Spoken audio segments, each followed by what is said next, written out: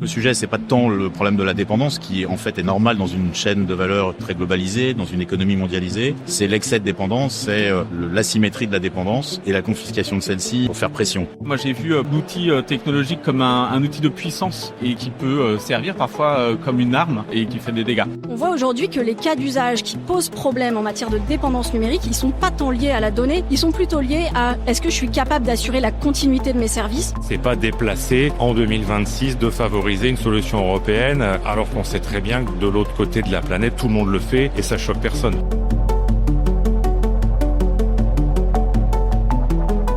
Bienvenue dans le monde de la cyber. Je m'appelle Leslie Fornero et je travaille dans la cybersécurité. Avec ce podcast, je vous emmène à la découverte de ce monde à la fois merveilleux et terrifiant.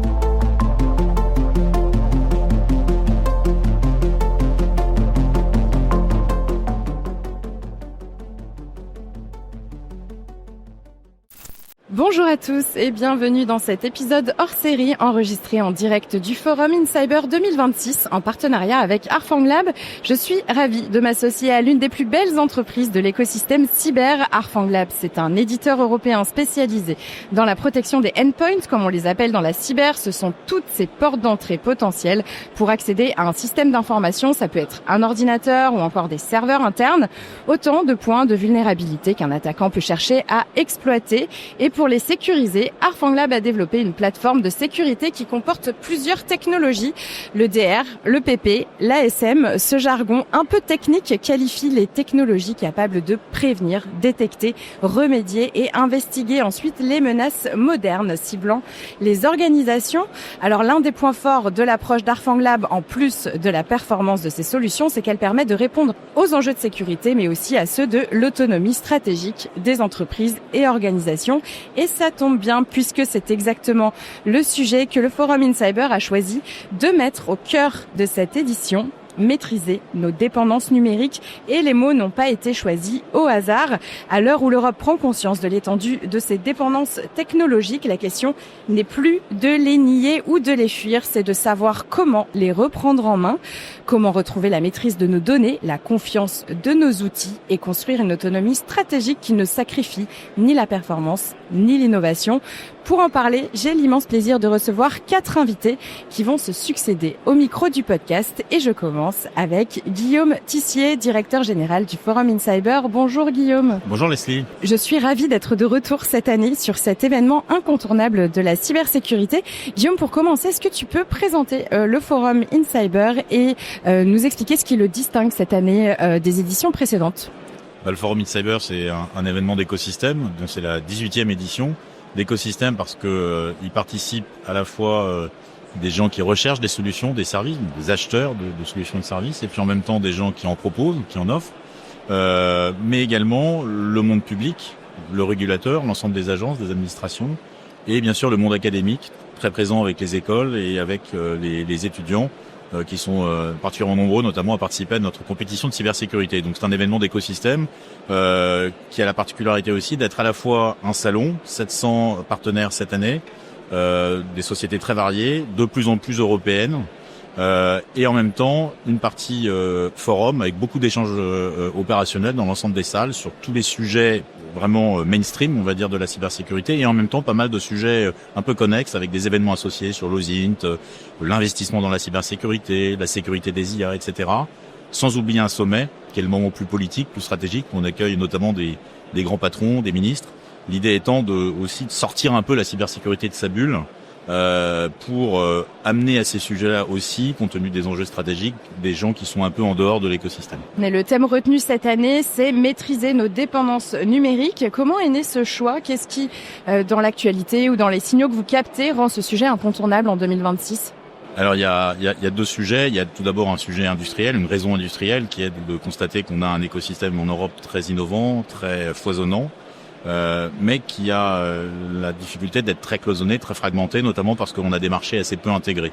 Et donc travailler à la meilleure intégration des marchés européens est vraiment clé pour finalement devenir moins dépendant de solutions extra-européennes. Donc ça c'est le premier objectif. Puis il y a un moment plus politique où on voit bien que la dépendance les dépendances numériques peuvent être confisquées, instrumentalisées, weaponisées même, dans des contextes géopolitiques un peu compliqués, à la moindre tension, qu'elle soit commerciale, politique. Ce qu'on appelle la diplomatie transactionnelle fait que ces dépendances peuvent être confisquées. Donc en fait, le sujet, c'est pas tant le problème de la dépendance, qui en fait est normal dans une chaîne de valeur très globalisée, dans une économie mondialisée.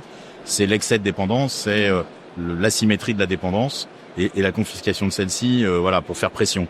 Donc c'est pour ça qu'on a aussi choisi ce thème, c'est que c'est une façon très opérationnelle de parler de la souveraineté. La souveraineté, c'est souvent convoqué un peu comme un horizon stratégique, c'est très bien, c'est très utile, mais c'est un thème abstrait qu'on passe déjà beaucoup de temps à définir. Parler de dépendance, c'est vraiment parler finalement de la conséquence, et c'est très concret. Donc les dépendances, elles peuvent être techniques, elles peuvent être juridiques, financières, elles sont à voir aussi à la fois au niveau micro, au niveau des organisations qui peuvent être dépendantes de fournisseurs systémiques par exemple, c'est l'un des sujets, et elles peuvent être évidemment beaucoup plus macro à l'échelle des États. Donc c'est à l'intersection, on est sur un continuum sécurité-souveraineté, et la dépendance c'est ce qui est pile entre les deux, parce que ça a un impact à la fois sur la sécurité au sens technique du terme, avec des risques techniques, et en même temps sur la capacité à maîtriser ses choix technologiques. Et donc là, on parle davantage de souveraineté, de risques non techniques. Alors justement, on parle de maîtriser nos dépendances et non de lutter contre nos dépendances. Quel est le message que vous souhaitez faire passer ?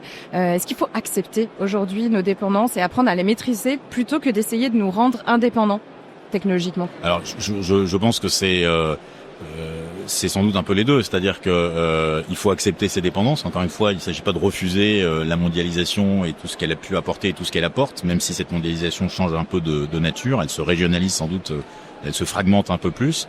Donc il ne s'agit pas du tout de lutter contre ce phénomène. En tout cas, il ne s'agit pas de le refuser. Il s'agit simplement d'intégrer le fait que pour que la dépendance soit maîtrisée, il faut qu'elle soit déjà connue, identifiée, et deux, ensuite, pour la maîtriser, qu'on puisse mobiliser tous les leviers possibles destinés à les maîtriser. Les leviers qui peuvent être des leviers, alors si on se situe au niveau de l'organisation, qui sont des leviers techniques, l'architecture est déjà un bon moyen, évidemment. On parle d'architecture résiliente. C'est les achats, évidemment. C'est des leviers également juridiques, contractuels. Donc c'est mobiliser tous ces leviers pour accompagner finalement cette prise en compte de la dépendance, qui ne doit pas non plus être on ne peut pas la refuser, c'est pas le sujet, c'est de l'accepter, mais de faire en sorte qu'elle soit équilibrée. Alors, en quoi ce sujet il dépasse le simple cadre technique ? Comment est-ce qu'il devient un enjeu de souveraineté nationale, voire européenne aujourd'hui ? C'est un continuum, c'est-à-dire que cette dépendance, elle a un impact sur la sécurité parce que c'est le kill switch. Si on a un problème de disponibilité, c'est le DICT. La sécurité, on oublie souvent qu'il n'y a pas que l'intégrité et la confidentialité, mais aussi la disponibilité. Donc kill switch, le flux est coupé, on a des systèmes qui sont en carafe. Donc ça, c'est le risque technique. Et puis, c'est aussi un impact sur la souveraineté, parce que à partir du moment où cette dépendance est confisquée pour des raisons politiques, géopolitiques, ou quelles qu'elles soient, ou commerciales, à ce moment-là, on perd totalement la maîtrise du choix technique.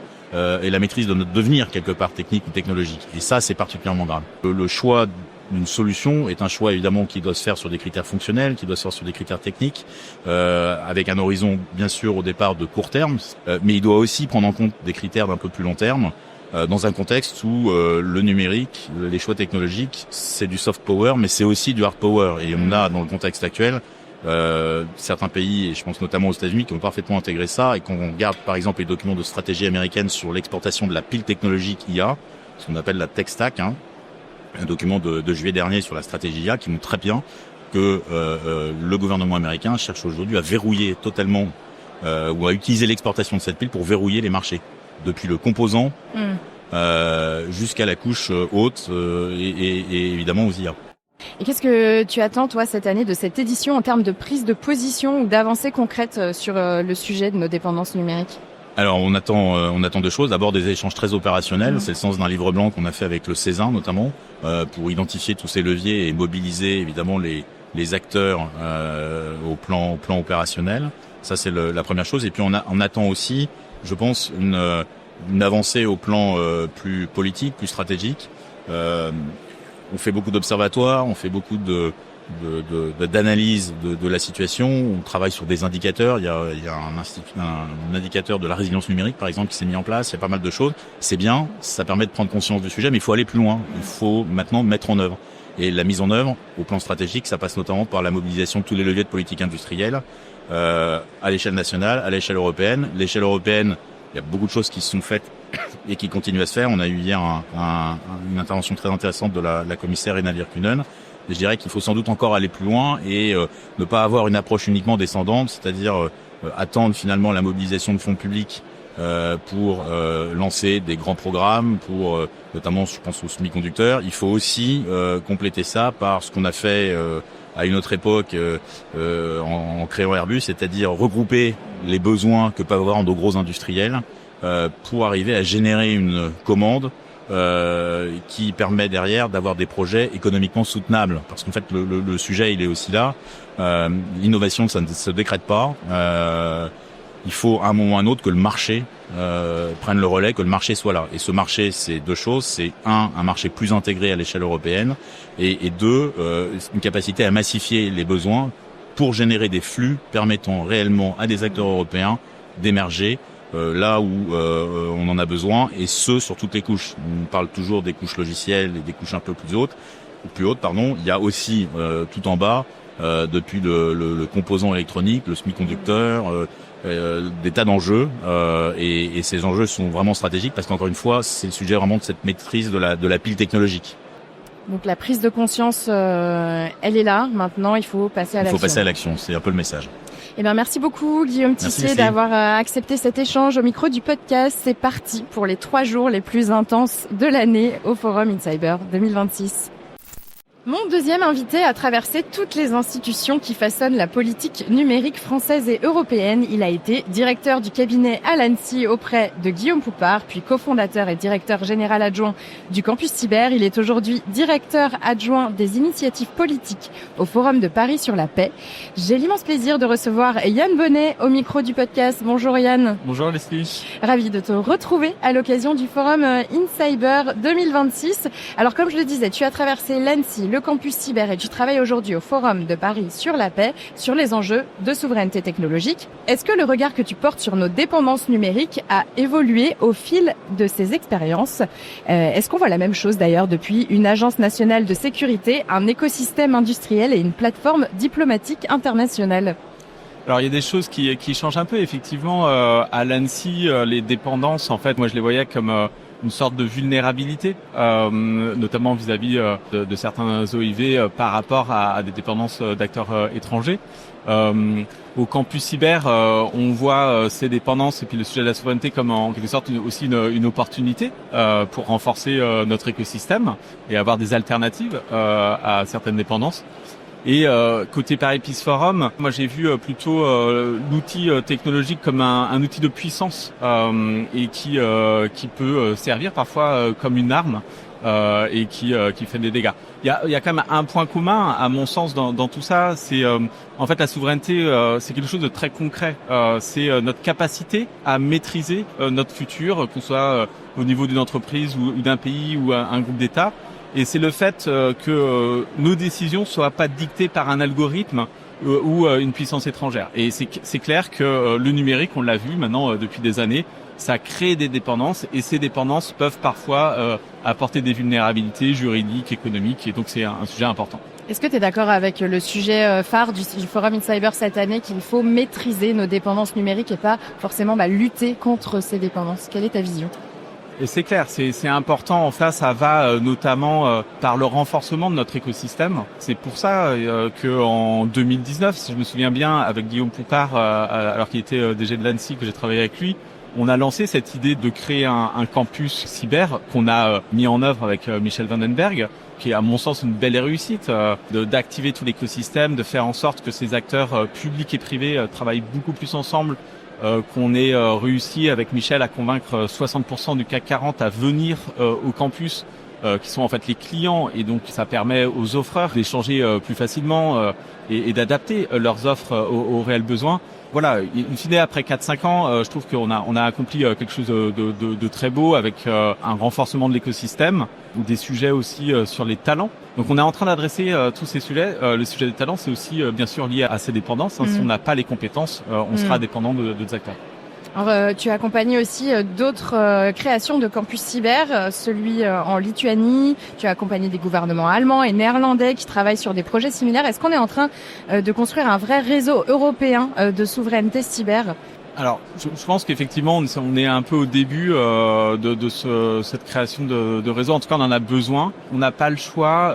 La France est une puissance très belle, mais qui reste moyenne par rapport à des gros acteurs comme la Chine et les États-Unis. Et l'échelle européenne est la bonne échelle pour gagner en souveraineté et mieux maîtriser ses dépendances. En novembre dernier, tu as co-signé avec le Forum de Paris sur la paix un appel aux économies moyennes, comme vous les appelez, à coopérer pour préserver leur souveraineté technologique face à la course mondiale à l'IA. Qu'est-ce qui vous a poussé à lancer cet appel ? En fait, on échangeait depuis quand même quelques mois, voire quelques années, avec certains de ces experts d'IA. Donc, c'est plus d'une vingtaine d'experts d'IA au niveau international qui ont signé cet appel, notamment Yoshua Bengio, qui est, je pense, le chercheur en IA le plus cité au monde. En fait, on est parti d'un constat très simple. On voit que on a une hyperconcentration de certaines capacités au niveau des États-Unis et au niveau de la Chine. Quelques chiffres. On a 75% de la puissance de calcul qui est aujourd'hui localisée aux États-Unis.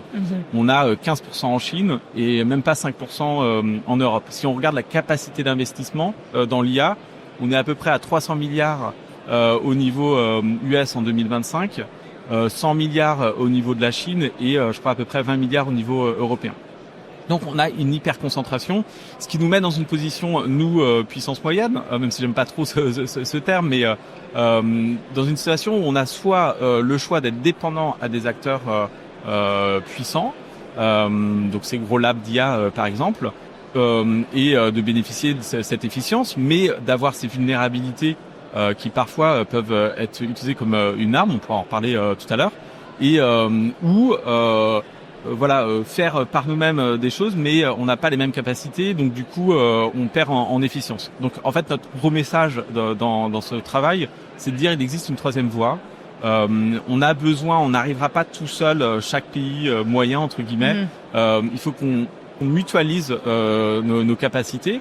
Il faut peut-être faire une sorte de Airbus de l'IA. Je rappelle, Airbus, dans les années 60-70, on était au niveau européen un peu dans une situation équivalente à aujourd'hui par rapport à l'aéronautique. On avait les compétences, on a des super ingénieurs, on a des super techniciens en Europe, mais on était très dominé par des acteurs, notamment Boeing à l'époque, et donc on a pris cette décision de créer un acteur collectif qui est Airbus, et on voit in fine que c'est quand même une belle réussite. Depuis le Forum de Paris sur la paix, tu observes des tensions internationales de très près, donc tu me parlais juste avant de vulnérabilité. Est-ce que dans un monde en tension, la cybersécurité devient un enjeu stratégique au même titre que la défense traditionnelle? Est-ce que c'est ce que tu vois aujourd'hui? Oui, je pense qu'on est beaucoup à constater ça.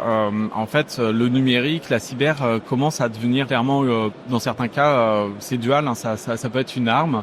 Un exemple, on a vu ce président des États-Unis qui a décidé de sanctionner des magistrats de la Cour pénale internationale, et donc qui a demandé de couper les services numériques, les services bancaires de ces magistrats, dont un Français.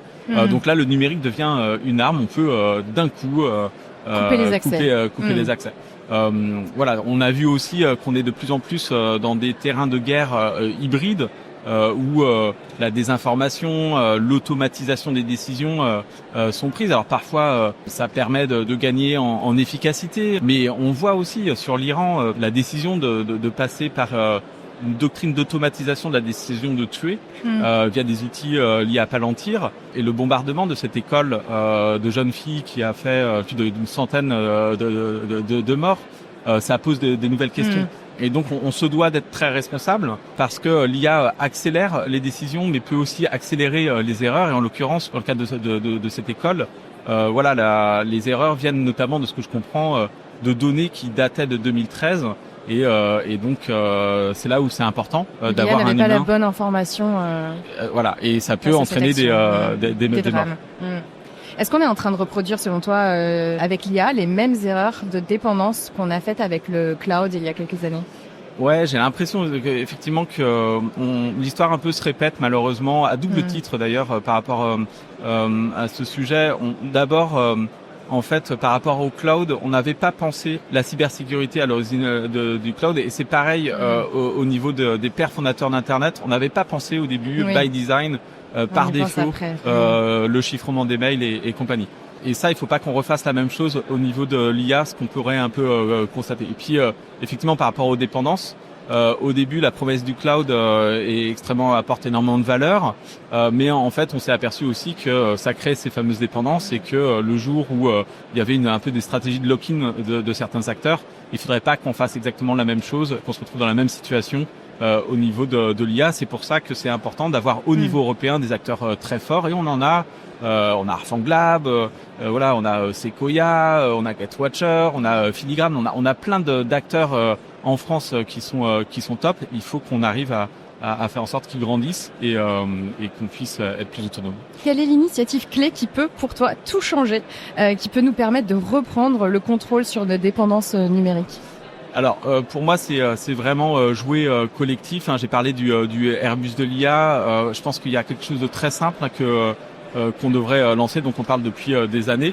C'est un Buy European Act. Les Américains, je crois que quasiment jour pour jour, ça fait 93 ans, je me suis amusé à calculer ça l'autre jour, que les États-Unis ont le Buy American Act, qui oblige les administrations à acheter américain. Il faut qu'on fasse des choses un peu équivalentes, en tout cas au niveau européen, peut-être pas national, mais au niveau européen, pour avoir notre tissu économique. Des économies moyennes. Des économies moyennes pour qu'elles soient plus aussi moyennes que ça et qu'on soit des véritables leaders, et en tout cas moins dépendants d'acteurs et plus en maîtrise de nos dépendances. Pour toi, la prise de conscience est là aussi, il faut passer à l'action. Exactement. Je pense qu'on a tous les éléments. Encore une fois, je vois et on le voit aujourd'hui au Forum in Cyber, on a un dynamisme assez incroyable. On a des innovateurs, on a des très bons ingénieurs. Il faut qu'on arrive comme ce qu'on a l'intention qu'on a eu au niveau du campus cyber, faire en sorte que ces acteurs, ce collectif, soient encore plus forts, qu'on dépasse les frontières, qu'on aille au niveau européen. Et qu'on gagne en efficience. On a un gros challenge, on a l'arrivée de l'IA agentique qui est quelque chose qui va là aussi révolutionner notre monde cyber. On doit innover, on n'a pas le choix pour mieux défendre. Eh bien, merci beaucoup Yann Bonnet d'avoir accepté de participer à cet épisode. Un très bon salon à toi. Merci. À bientôt.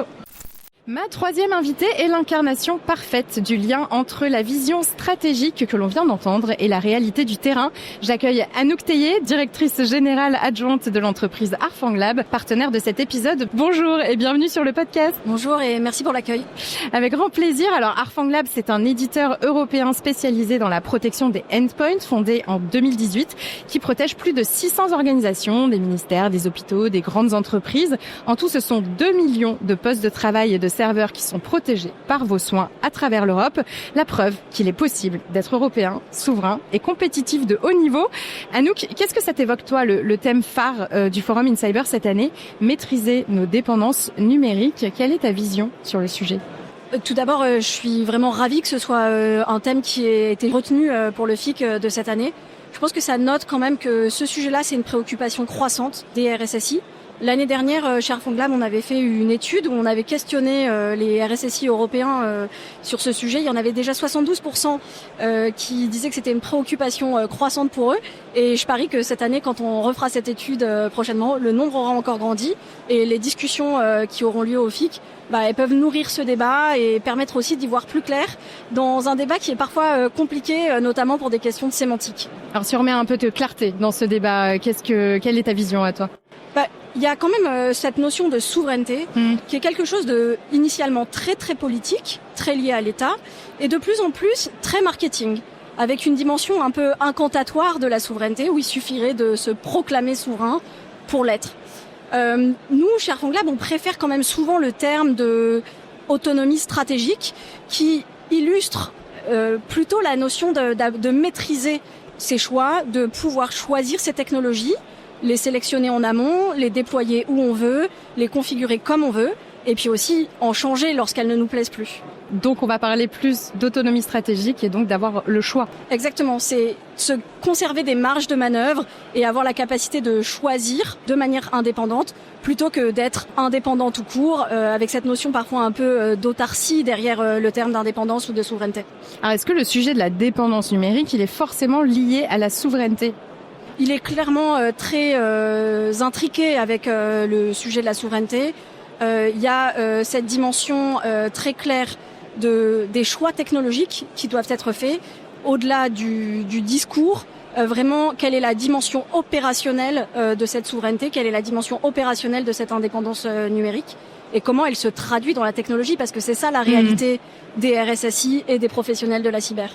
Alors Arfang Lab justement est identifié aujourd'hui et reconnu comme une solution souveraine. Quels sont les critères qui vous permettent de vous positionner comme tel ?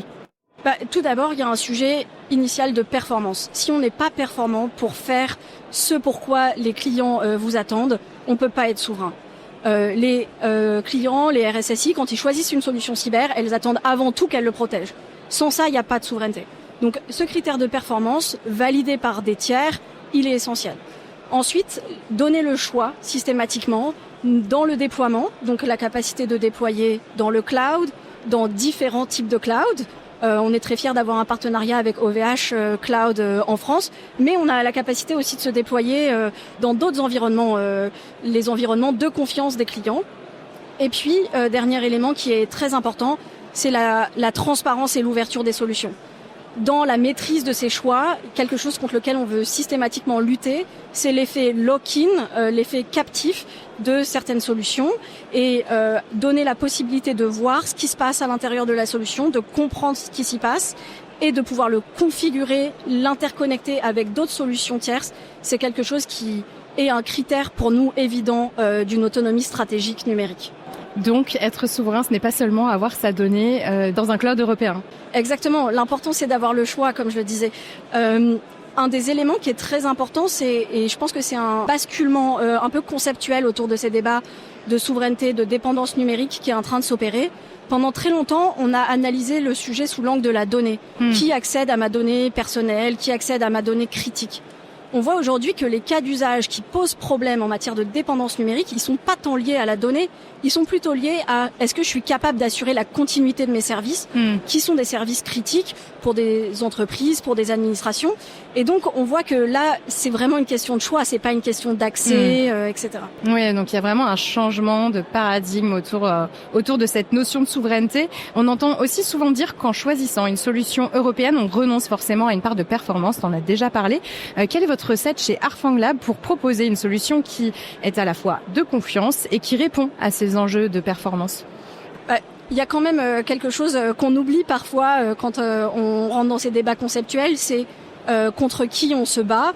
Et aujourd'hui, on se bat contre des cyberattaquants qui continuent d'innover continuellement, qui ont des intérêts économiques ou stratégiques très forts à mener des attaques de haut niveau et des attaques très persévérantes dans le temps. Et donc nous, c'est face à ce standard-là qu'on se positionne. On continue d'innover. Aujourd'hui, chez Arfang Labs, il y a 65 ingénieurs qui innovent au quotidien avec les technologies les plus avancées d'IA, avec les technologies les plus avancées de threat intelligence pour faire face à cette menace. Et on n'hésite pas à se challenger contre les meilleurs du marché dans des benchmarks internationaux qui sont reconnus pour être sûr qu'on répond à ce paradigme essentiel de la cybersécurité. Alors, est-ce que tu auras un cas d'usage, une situation concrète à nous partager qui illustre pourquoi le choix d'une solution de confiance peut faire vraiment la différence? Oui, peut-être deux cas d'usage différents. Un premier cas d'usage qui est lié à la notion de continuité de service. On a de plus en plus de clients, de prospects qui viennent nous voir en nous indiquant que eux, un des enjeux que leur COMEX leur pose sur la table, c'est de s'assurer qu'ils ont 100% de disponibilité de leur système. S'ils doivent avoir recours à des systèmes externes, à des systèmes qui sont déportés dans d'autres clouds, ils sont incapables de répondre à cette exigence que leur comité de direction leur impose, parce qu'ils doivent déporter cette responsabilité à l'extérieur. Avoir la possibilité d'avoir une solution de confiance déployée dans leur propre infrastructure permet de répondre à cette exigence et leur permet d'assurer à leur comité de direction qu'ils vont y répondre. Alors, si on revient sur les dernières actualités, entre les tensions géopolitiques, les débats autour des GAFA, il y a une forme de sursaut européen. Est-ce que tu constates que les priorités des organisations en matière d'équipement cyber ont changé? Oui, clairement, il y a et le fait que ce soit le sujet du FIC l'illustre clairement. Il y a cette sorte de prise de conscience. On a beaucoup parlé de la suspension numérique du juge français de la Cour de justice internationale suite à une sanction américaine qui avait été prononcée à son encontre. On a beaucoup parlé aussi maîtrise en cas de disruption liée à des solutions tierces. Et ça fait un peu son petit bonhomme de chemin dans l'écosystème cyber européen. Et nous, on le constate, et la manière la plus concrète dont on le constate, c'est qu'aujourd'hui, dans les appels d'offres, la notion de souveraineté, la notion de localisation des données, la notion de validation par des tiers, et notamment les agences nationales de cybersécurité européennes, voire l'ENISA, émergent de manière très significative. Alors, est-ce que tu as le sentiment que le paysage de la menace cyber lui-même a changé ces dernières années ? Est-ce que les organisations en Europe sont plus exposées qu'avant ? Je vais paraphraser Vincent Strubel qui a dit lors de la présentation du panorama de la menace que on avait atteint une sorte de plateau, mais que le plateau était très très très très élevé. Donc la menace, elle est assez constante, tant dans sa nature que dans son volume, mais elle est très significative. Il se passe pas un jour sans que une organisation soit victime d'une cyberattaque. Peut-être un phénomène qui est un peu plus nouveau et qui est en très forte croissance que je voudrais souligner, c'est l'explosion du nombre de vulnérabilités dans notre écosystème numérique qui devient de plus en plus complexe, avec des modules d'IA qui emportent aussi leur couche de vulnérabilité. Et ça, c'est peut-être un phénomène nouveau qui crée des nouveaux défis pour les défenseurs. Et au-delà de Harfang Lab, comment est-ce que tu vois le rôle du secteur privé dans la construction d'un écosystème européen plus résilient ? Est-ce que c'est une responsabilité que vous portez ? Clairement, aujourd'hui, c'est pas le propre de la cyber, c'est plutôt une problématique du marché européen dans son ensemble. Il y a une très grande fragmentation de ce marché. Il y a des acteurs multiples qui sont concurrents dans des géographies concurrentes, et ça crée un défi de passage à l'échelle, ça crée un défi d'innovation continue. Clairement, en tant qu'acteur du secteur privé, on a cette responsabilité de faire un pas vers d'autres acteurs privés qui pourraient être nos concurrents et qu'il est certainement plus intéressant de faire devenir des partenaires pour créer cette consolidation européenne. C'est ce qu'on a fait par exemple de deux manières assez différentes. Une fois à l'échelle européenne avec une société autrichienne, Icarus, où on a fait fusionner nos produits d'une certaine manière. Et aujourd'hui, ils protègent des clients français, des clients autrichiens, mais aussi des clients allemands ou belges. Et puis un autre cas d'usage, cette fois-ci plus français, on travaille avec Sequoia à une offre conjointe, la European Defence Platform, qui est commercialisée sous une bannière unique pour simplifier le parcours d'achat des plus petites structures. C'est ce type d'initiative partenariale, co-construite, qui peuvent permettre d'avoir un écosystème cyber européen plus résilient et plus significatif en termes d'échelle. C'est ça, l'esprit de la cyber. C'est vraiment coopérer, même entre concurrents. C'est assez rare. Qu'est-ce que vous attendez-vous du cadre européen pour que le secteur privé puisse vraiment jouer ce rôle ? Typiquement, nous, un obstacle qu'on a rencontré dans notre déploiement à l'international et notamment en Europe, c'est la fragmentation des régulations. Aujourd'hui, on est qualifié par l'ANSSI et alors même qu'il y a une reconnaissance mutuelle avec l'Allemagne, parce que c'est quelque chose qui n'est pas encore vraiment admis en Allemagne, mais en France également, on a fait le choix de se refaire certifier en Allemagne par le BSI. Et ça, c'est un effort, c'est du temps que nos équipes passent à passer une certification qui est très très similaire, mais pas tout à fait pareille. Et donc, typiquement, s'il pouvait y avoir également cette consolidation au niveau européen, une harmonisation, c'est quelque chose qui nous ferait gagner collectivement énormément de temps. Alors d'un point de vue cybersécurité, quels sont les prochains défis qui vous attendent en Europe ou ailleurs ? Quelles sont les évolutions du marché que vous anticipez ? Il y a vraiment deux évolutions majeures. Il y a une première évolution qui est liée aux besoins de rationalisation des outils de cybersécurité par les RSSI. Nous, on le voit de manière très immédiate parce que notre logiciel est un agent qu'on doit déployer sur tout un système d'information. Les RSSI avaient l'habitude de déployer une multitude d'agents, chacun portant une fonction unique de sécurité. Ça posait des problèmes de compatibilité, de mise à jour, etc. Et on a ce besoin de rationalisation et c'est pour ça que nous, on fait le choix de rassembler ces fonctions de sécurité au sein de notre agent unique. Ça, c'est clairement un défi. Et le second défi, c'est quand même le défi de l'IA parce que aujourd'hui, même d'un point de vue conceptuel, la manière dont réellement, en tant qu'éditeur de sécurité, on va sécuriser l'IA, c'est quelque chose qui est encore très flou et les bases sont pas vraiment jetées, ni les bases technologiques, ni les bases conceptuelles. Et c'est clairement un défi des prochaines années. Un mot de la fin peut-être pour conclure cet entretien ? Déjà, un grand merci de faire ce podcast qui permet de faire rayonner au niveau du grand public des sujets cyber qui peuvent parfois être arides et aussi qu'on a parfois tendance à oublier parce qu'il y a une actualité très conflictuelle actuellement dans le monde, mais il faut pas oublier que toute cette conflictualité, elle se répercute directement dans le cyberespace, et du coup, c'est pas le temps de baisser les bras, et avoir un podcast qui met ça en valeur, c'est clairement une très bonne chose. Mais merci beaucoup Anouk Théier, directrice générale adjointe de Harfang Lab, d'avoir livré ta vision sur le thème phare du Forum InCyber. Le salon continue avec notre 4e invité. Pour clôturer cet épisode enregistré au cœur du Forum InCyber, nous avons souhaité donner la parole à celui qui choisit, qui déploie et qui observe les résultats sur le terrain. Mon 4e invité est l'un des leaders de la cybersécurité managée et partenaire historique d'Harfang Lab. Je suis ravie d'accueillir Benjamin Leroux, CMO chez Advance. Bonjour Benjamin. Bonjour Leslie et merci pour l'invitation. Avec grand plaisir. Alors chez Advance, vous intégrez la brique technologique EDR d'Harfang Lab dans votre offre de SOC managé appelée MySOC depuis 2020. Ensemble, vous protégez de nombreuses entités publiques, notamment des hôpitaux. C'est un partenariat qui dure et qui marche. Alors, Benjamin, au-delà de la promesse technologique, quels sont tes critères d'évaluation dans le choix d'une solution de cybersécurité aujourd'hui ? Évidemment, il faut qu'elle marche bien. Et avec l'EDR d'Harfang, les chiffres d'analyse de ce qui est couvert, qui est détecté, le prouvent. Première partie, il faut que ça fonctionne bien. Évidemment, dans nos milieux, il faut que les solutions soient sécurisées, puisque c'est des solutions envers lesquelles on va confier beaucoup de choses. Il faut avoir une certaine confiance envers la solution. Dans notre cas particulier, comme on va opérer la solution et la faire interagir avec le SOC, il faut une intégration possible. Donc là, on peut parler d'API, on peut parler de toutes les dispositions technologiques pour une intégration, et ça c'est extrêmement important, et avec Harfang Lab ça s'est toujours bien passé. Et puis au-delà des considérations purement techniques, technologiques, sécuritaires, il y a un peu d'humain, il faut qu'il y ait une envie de travailler ensemble, il faut le feeling qui va bien et également une confiance mutuelle. Et alors pour toi, quels sont les critères qui font vraiment la différence sur le marché aujourd'hui, si tu devais en citer 2-3 ? Les critères, évidemment, donc c'est la capacité à détecter. Le D de EDR est vraiment extrêmement important, donc pas trop de faux positifs parce qu'il y a toujours un peu de faux positifs. Et également la capacité à maîtriser vraiment la solution. Et avec Harfang Lab, c'est quelque chose que les analystes et les spécialistes au sein du SOC ont souligné, c'est qu'on peut vraiment paramétrer, il y a de la finesse, on peut définir des règles, on peut vraiment aller assez loin.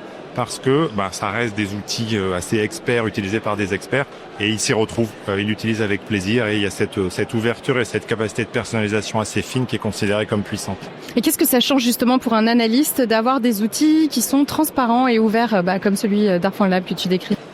Ça rajoute à la confiance dont on parlait précédemment. On sait comment fonctionne la solution. C'est pas une boîte noire un peu magique qui va clignoter le jour où il se passe un truc potentiellement un peu bizarre. On a vraiment cette capacité de maîtriser la solution, et pour nous c'est important. Le MySOC, c'est une plateforme qu'on a construite nous-mêmes, sur laquelle on a beaucoup investi. Il y a des développements maison, mais évidemment on n'a pas la prétention, la possibilité de tout faire tout seul. Donc on travaille avec des partenaires comme Harfang, et justement on a besoin de comprendre ce qui se passe, de pouvoir personnaliser, de pouvoir maîtriser la solution, et aussi de pouvoir faire vivre l'outil par rapport à l'évolution de la menace, par rapport à l'évolution des périmètres des clients. Et en ça, il y a vraiment une bonne alchimie entre les deux sociétés. Alors le sujet phare du FIC aujourd'hui, c'est nos dépendances numériques. Est-ce que toi tu constates que le caractère souverain d'une solution, c'est devenu un critère de choix en 2026 ? Est-ce que c'est quelque chose qui a évolué, qui a changé ? Alors, c'est un sujet dont on parle de plus en plus. On peut pas éviter le sujet, encore plus vu les turpitudes géopolitiques depuis quelques années.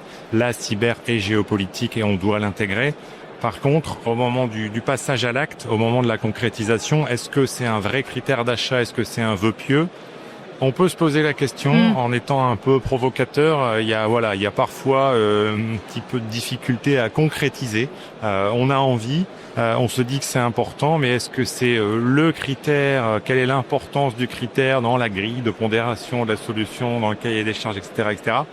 Voilà, ça reste compliqué. Pour nous, ça reste un élément d'une importance capitale. Advance, on promeut une cybersécurité européenne avec des partenaires européens pour apporter une réponse, et on pense que l'Europe en a les moyens, en a la capacité. On protège des opérateurs d'importance vitale ou autres, des secteurs extrêmement critiques. On doit maîtriser cette sécurité, on doit maîtriser ces fameuses dépendances numériques. Il faut cette souveraineté, cette indépendance stratégique, mais parfois Voilà, c'est pas encore nécessairement un critère qui l'emporte sur les autres, notamment sur le critère financier parfois. J'entends beaucoup parler de courage quand il est question de choisir une solution souveraine par rapport à une solution américaine, par exemple. Est-ce que tu es d'accord avec ça? En quoi ce choix nécessite aujourd'hui du courage? Alors je modérerai un petit peu. Est-ce que c'est courageux de se préparer à des États-Unis qui ont des façons de faire de plus en plus surprenantes, voire parfois inquiétantes? Est-ce que c'est courageux que de se dire qu'il y aura des conflits, qu'on a besoin de maîtriser sa solution? Ça pourrait être juste perçu comme de la gestion de risque, ce qui est ce qu'on fait tous les jours au quotidien dans la cyber. Mais en même temps, face à la taille de certains acteurs, à la puissance quelque part de certains fournisseurs technologiques, bah oui, il y a une forme de courage à s'affirmer comme une alternative et aller jusqu'au bout. C'est-à-dire proposer une solution, l'intégrer, faire tourner un service. L'exemple encore une fois du partenariat Arfanglab et Advance, c'est bien que ça existe et que les clients choisissent. Il y a peut-être quand même un courage de se dire c'est peut-être pas le chemin le plus facile et donc peut-être que c'est une forme de courage. Est-ce que tu dirais aujourd'hui que l'Europe dispose des outils, des ressources, des compétences et technologies pour rivaliser sérieusement avec les solutions de cybersécurité américaines? Oui, je pense qu'on a des bons ingrédients. On a des gens qui sont très forts sur certains domaines. On est une terre de mathématiciens en France, donc pour la crypto, pour l'IA, ça peut être intéressant. On a aussi des développeurs. Enfin, on a toutes les briques unitaires. Je me demande juste si on a la bonne recette. Est-ce qu'on a le bon shaker pour mélanger tous les ingrédients et faire le bon cocktail? Là où peut-être ça peut paraître plus facile dans d'autres pays. Israël est une machine à générer des startups cyber.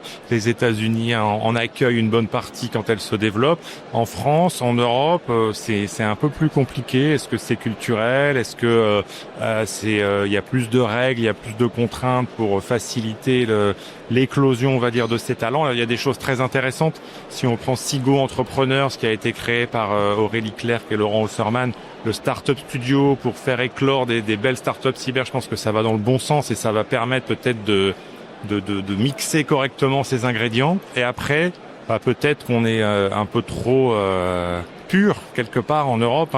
Les marchés publics, on essaie de traiter tous les fournisseurs un peu sur un même pied d'égalité. Peut-être qu'il faut favoriser tout simplement des solutions européennes. Peut-être qu'il faut un cadre qui pousse un peu. Et c'est pas déplacé en 2026 de favoriser une solution européenne, alors qu'on sait très bien que de l'autre côté de la planète, tout le monde le fait et ça choque personne. Donc peut-être qu'il faut aussi forcer quelque part, aimer les startups et les solutions européennes, c'est bien, mais les preuves d'amour, c'est mieux, et un bon de commande, c'est une belle preuve d'amour dans certains cas. C'est la deuxième fois qu'on me parle d'amour sur ce podcast, je note. L'amour de la cyber. Alors toi qui observes le terrain depuis des années, comment est-ce que tu as vu la menace cyber évoluer? Est-ce que tu constates que les organisations européennes sont plus ciblées qu'avant?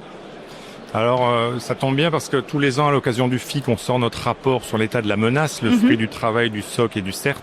Le message clé cette année, c'est l'intensification, la massification. On peut pas dire, alors oui, dans certains cas précis, l'IA permet de sophistiquer, de faire des choses très complexes, mais globalement, ce qu'on a vu, c'est tout augmente. Ça va trop vite, il y en a de plus en plus, donc on a une intensification de la menace. Et après, en Europe, oui, malheureusement, on va dire, pour les pays européens, on est bien classé dans le top des victimes du ransomware. On a vu en France l'année dernière énormément d'articles de journaux sur les fuites de données.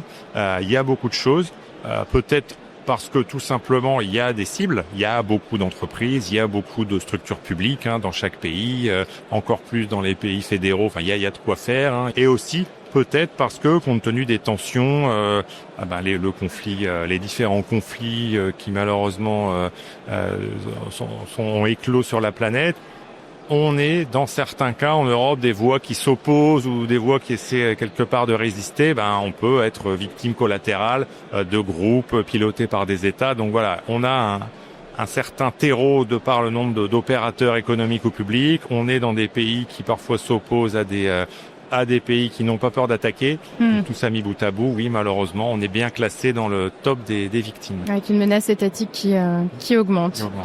Alors face à ces évolutions de la menace, est-ce que les outils aussi ont suivi? Dans quel sens est-ce que la demande de tes clients a évolué?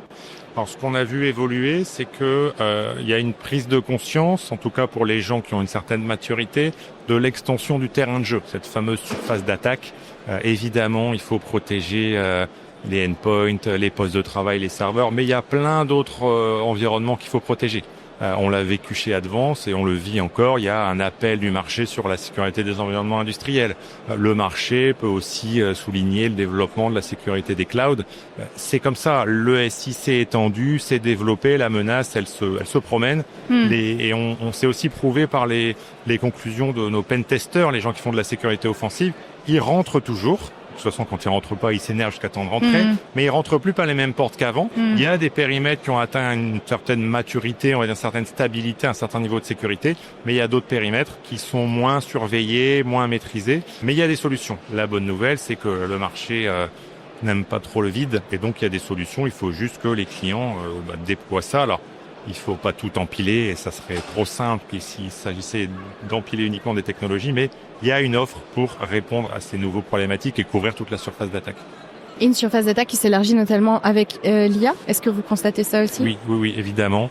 On peut pas ne pas parler de l'IA et de la nécessité de la sécuriser parce que évidemment le premier constat c'est la folle vitesse d'adoption. Il y a quelques années on n'aurait pas parlé. Là c'est vraiment partout, en direct pour les gens qui veulent utiliser du chat GPT ou du cloud ou dans les outils. Énormément d'outils comme des ERP ou des outils métiers comme Salesforce, SAP intègrent aussi d'une manière ou une autre de l'IA. Donc il y en a partout. On est obligé de l'intégrer et évidemment j'allais dire, comme n'importe quelle nouveauté, ça s'accompagne de vulnérabilités. Mais là, on a quelques spécificités propres à l'IA qui convient d'intégrer dans la démarche de sécu. Et pareil, on peut plus l'éviter. Quelles sont les évolutions majeures annoncées pour 2026 côté Advance? À quoi est-ce que vous vous préparez en ce moment? Alors justement, on continue, on va dire, d'accompagner nos clients sur la sécurisation de l'IA. Et puis, on se prépare quand ça sortira à Nice 2. On n'a jamais été aussi près. L'ANSSI a sorti les règles. Maintenant, il manque une loi. Et bonne nouvelle pour nous, peut-être moins bonne pour les gens assujettis. Il y a d'autres référentiels. Il y a le Cyber Resilience Act, il y aura l'IA Act. Donc, il y aura aussi évidemment tout un champ d'activités autour de la conformité, qui est quelque chose qu'on a toujours pratiqué. Mais je pense qu'on va bientôt devoir mettre les bouchées doubles pour aider les organisations. Eh bien, merci beaucoup Benjamin Leroux, CMO de Advance, d'avoir participé à cet épisode enregistré sur le Forum InCyber 2026. Merci. Pour conclure cet épisode, j'avais à cœur de tendre mon micro à une autre podcasteuse cyber. Je vous présente Noémie Münster, la voix de Let's Talk About Sec. Bonjour Noémie. Bonjour Leslie, merci de m'accueillir. Avec plaisir, tu es aussi donc responsable de la communication chez Arfang Lab et à l'initiative de cet épisode. Pourquoi est-ce qu'il était important pour Arfang Lab de venir porter sa vision de la souveraineté numérique ici au Forum InCyber dans un podcast grand public? C'était très important pour nous de venir s'exprimer à ton podcast et également de participer à ce genre de salon parce que c'est vrai que même si aujourd'hui on parle beaucoup de l'environnement géopolitique, si on parle beaucoup entre guillemets des conflits, on a tendance à oublier que en parallèle finalement la cybermenace elle ne cesse de croître, on va dire presque proportionnellement à mesure que l'environnement numérique se tend et même physique se tend. Et je pense qu'il faut jamais baisser la garde vis-à-vis de la vigilance numérique, vis-à-vis de la compréhension aussi de la valeur des données, de la valeur de tout ce qu'on peut partager sur Internet. Et ça vaut pour les entreprises, mais également pour le grand public. Et je pense que c'est des messages qui est important de faire passer en continu, en communication. On dit que c'est beaucoup de répétitions. Et je pense qu'on a encore malheureusement pas fini de le dire. Et alors, en préparant cet épisode, on a parlé d'un paradoxe que tu connais bien. Les solutions européennes performantes existent, mais elles restent souvent invisibles donc face aux géants américains qui ont des moyens marketing beaucoup plus importants.